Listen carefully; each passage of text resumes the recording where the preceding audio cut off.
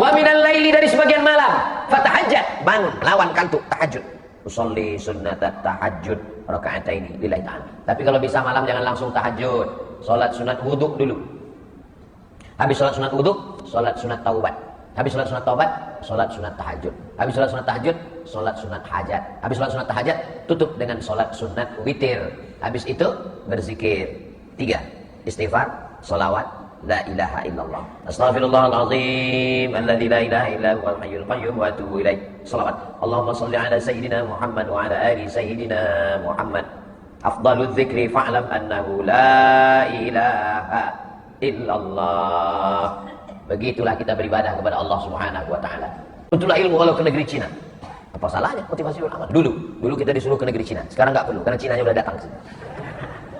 Bapak Ibu yang dimuliakan Allah Subhanahu wa taala. Nah, berdasarkan hadis ini, maka kita beramal 10 hari itu. Amalnya apa? Nabi tidak ada menyebutkan amalnya apa. Tapi di antara amal yang banyak ini, amal yang paling afdal adalah puasa. Kenapa puasa amal paling afdal? Puasa amal yang paling minim riaknya. Kalau sholat riaknya besar. Abdul Somad masuk ke dalam masjid Jami' Al-Ula. Allahu Akbar. Yasin wal Qur'anil Hakim. Tegaknya lama. Kalau pas sholat dilihat orang. Pas sholat di kamar, kul huwallah 1 nafas. Riaknya banyak. Haji paling banyak riaknya. Store ONH tahun 2024. Berangkat 2040. Setiap hari ngomong. Doakan ya, saya mau berangkat haji ini, doakan ya. Dari 2024 sampai ke 2040. 2039 meninggal. Riaknya besar. Tapi kalau puasa, orang tidak tahu kita puasa. Yang tahu hanya kita dengan Allah Subhanahu wa taala. Itu kenapa puasa itu amal yang paling afdal. Kenapa puasa amal yang paling hebat? Karena puasa meniru perbuatan Allah Subhanahu wa taala. Allah tidak makan, Allah tidak minum, Allah tidak menikah, Allah tidak punya istri, Allah tidak punya anak. Lam yalid wa lam yulad wa lam yakul lahu kufuwan ahad. Maka puasa itu dinisbatkan kepada Allah. Apa kata Allah? As-saumu li. Puasa itu untukku. Allah tidak berhajat kepada puasa. Allah tidak perlu puasa kita. Allah tidak membutuhkan puasa. Lalu apa makna Allah mengatakan puasamu untukku? Ta'zim. Karena Allah memuliakan ibadah puasa. Jadi nanti ibu-ibu yang kemarin punya hutang 7 hari, Ramadan kemarin ada hutang 7 hari, di Syawal mau diganti nggak jadi-jadi. Kenapa? Undangan halal bihalal terus. Syawal mau diganti nggak jadi-jadi. Kenapa? 2 kemungkinan. Kalau nggak bertamu atau didatangi tamu. Bertamu ke rumah orang sedang puasa, puasanya dibatalkan. Kenapa? Lauknya enak. Kita sedang puasa, datang tamu, nggak enak, nggak menghormati tamu, akhirnya nggak puasa. Nah, inilah kesempatan untuk mengganti puasa nanti di bulan Zulhijjah. Caranya, saya berniat puasa qadha. Cukup, niatnya itu saja. Perempuan yang mengganti puasanya tinggal Ramadan kemarin, 1 sampai 9 Zulhijjah, niatnya niat puasa qadha, maka dia dapat 3. Pertama, qadhanya lunas.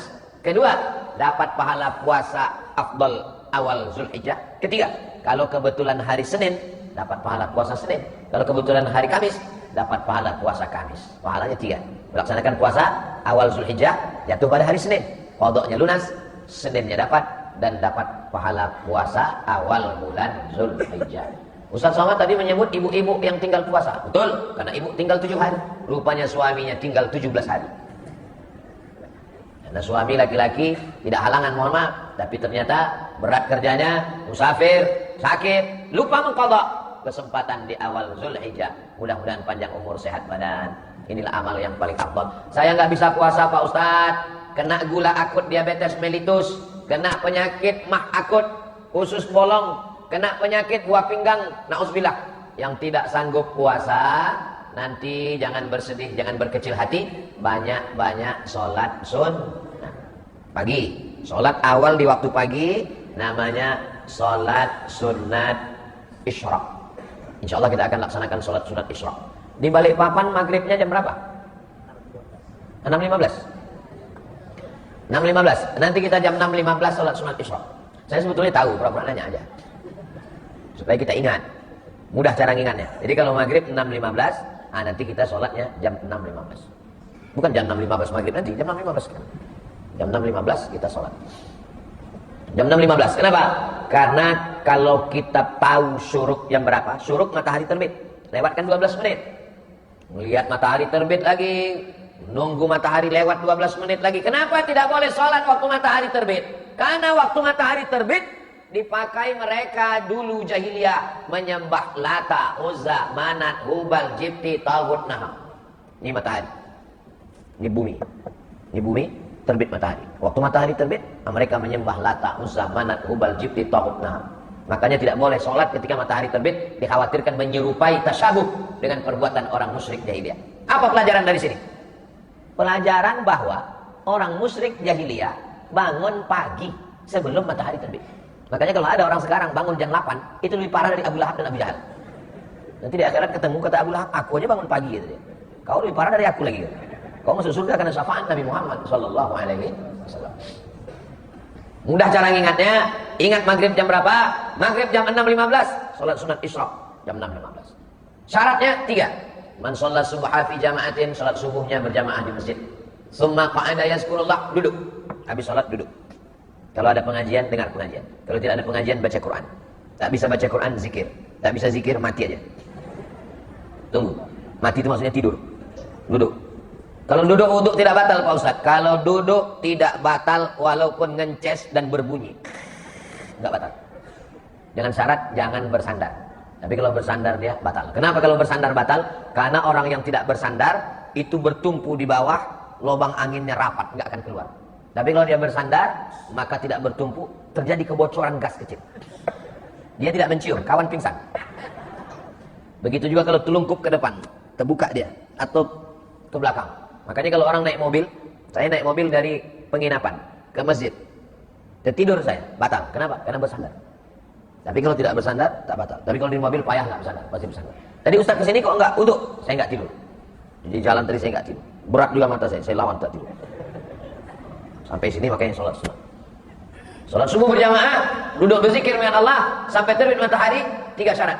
Sholat sunat Isyraq 2 rakaat. Pahalanya kanat lahu ka ajri hajjatin wa umrah. Dapat pahala seperti haji dan umrah. Tambah, sempurna.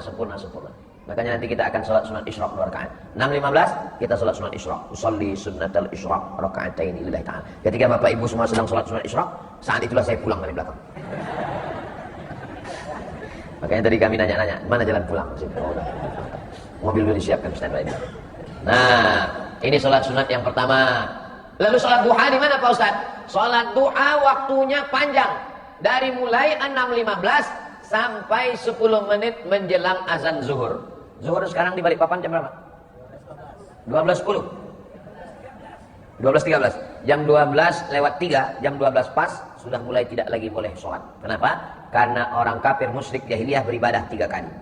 Ketika terbit matahari, tergelincir matahari, tenggelam matahari. Maka 3 waktu ini kita tidak boleh sholat. Habis subuh, menjelang zuhur, dan habis asar. Tak boleh sholat. Kenapa? Karena dikhawatirkan menyerupai jahiliyah. Apa pelajaran dari sini? Sejahat-jahatnya jahiliyah masih beribadah 3 kali. Makanya kalau ada suami ibu cuma sholat Jumat, apalagi Idul Adha, lebih parah dari Abu Lahab, Abu Jahal.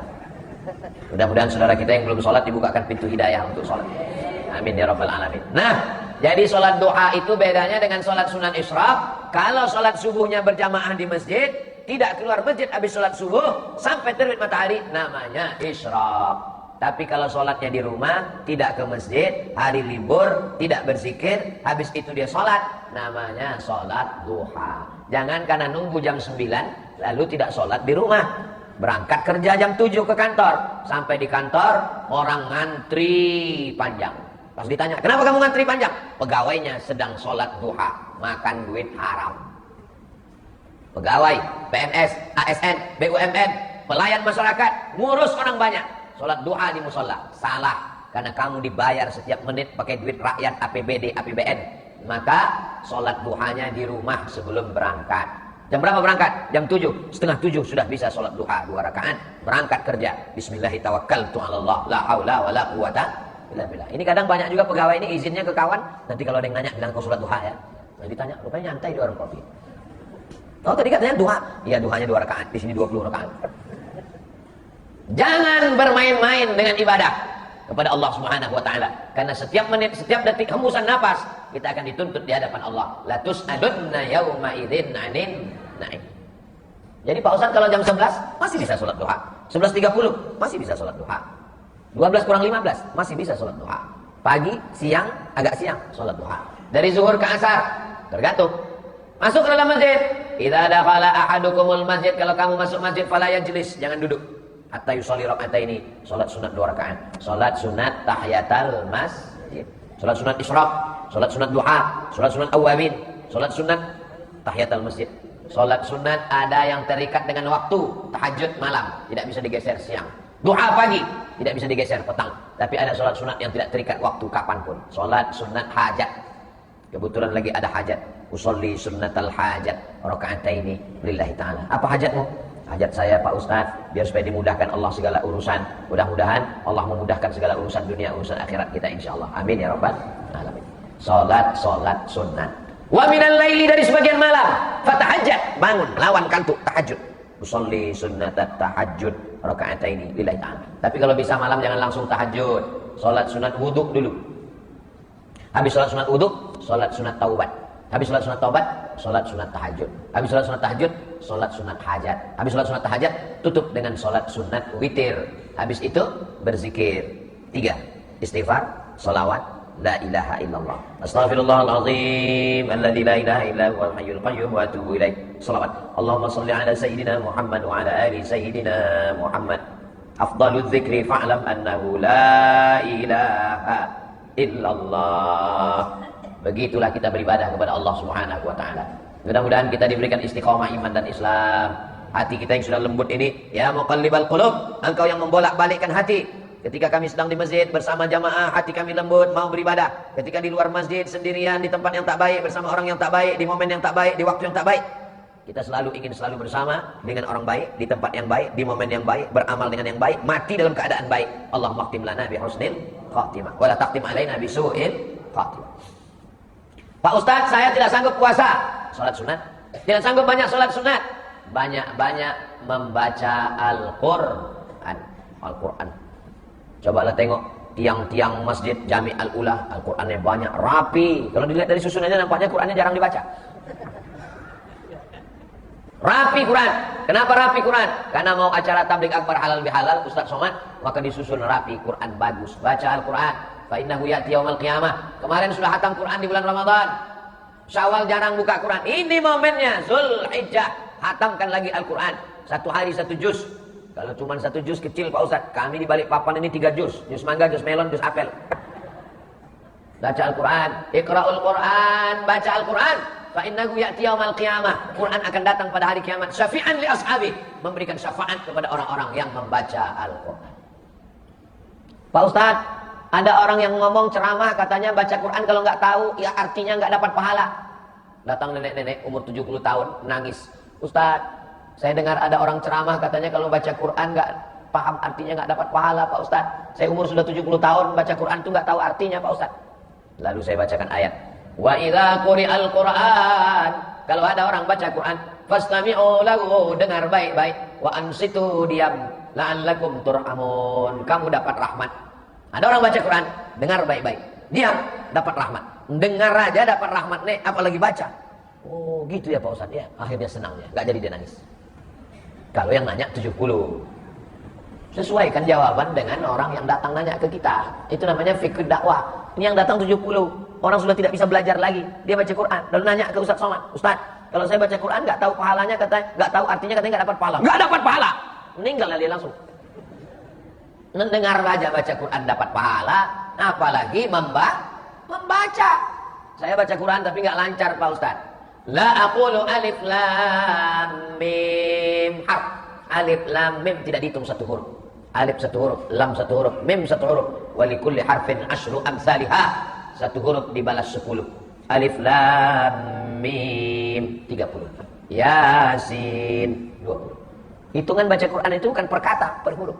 Jadi kalau ada di antara Bapak Ibu yang tidak lancar baca Quran, itu pahalanya lebih banyak daripada yang lancar. Kalau lancar hurufnya sedikit. Kalau tidak lancar, alam nasrah. Begitulah agama Islam ini memberikan kabar gembira. Basyiru, berikan kabar gembira. La tunafiru, jangan buat orang lari dari agama. Yassiru, berikan kemudahan. Wala tunafiru, jangan buat orang lari dari agama Allah. Jangan mempersulit orang, jangan membuat orang susah. Agama Islam agama yang mudah, tapi jangan dipermudah-mudah. Jangan gara-gara ini pesan Ustaz Somad mudahkan. Datang orang mau ngaji, mau taubat. Saya berat sekali kalau sholat ini 5 waktu. Cukup satu saja, Jumat cukup. Cukup apa? Cukup untuk masuk neraka jahanam. Nah, kita beribadah sesuai sudah ditunjukkan oleh Rasulullah SAW. Mendengar dapat pahala, baca dapat pahala. Yang lebih bagus lagi kalau faham. Beli Al-Quran yang ada tajwidnya, ada merah, ada hijau, ada kuning. Nun mati ketemu dengan qaf, min qablikum merah. Nun mati ketemu dengan ba, mim ba'dismuhu Ahmad. Ini Qurannya bagus. Ada tajwidnya, ada terjemah perkataannya, ada asbabun nuzulnya, ada tafsirnya. Harganya cuma 150.000. Quran yang menjadi penghalang kita masuk neraka, yang menjadi dinding antara kita dengan neraka, cuma 150.000. Sementara sendal 500.000. Sekali pakai bawa ke masjid hilang. Malangnya nasib. Mudah-mudahan sendal saya tak hilang.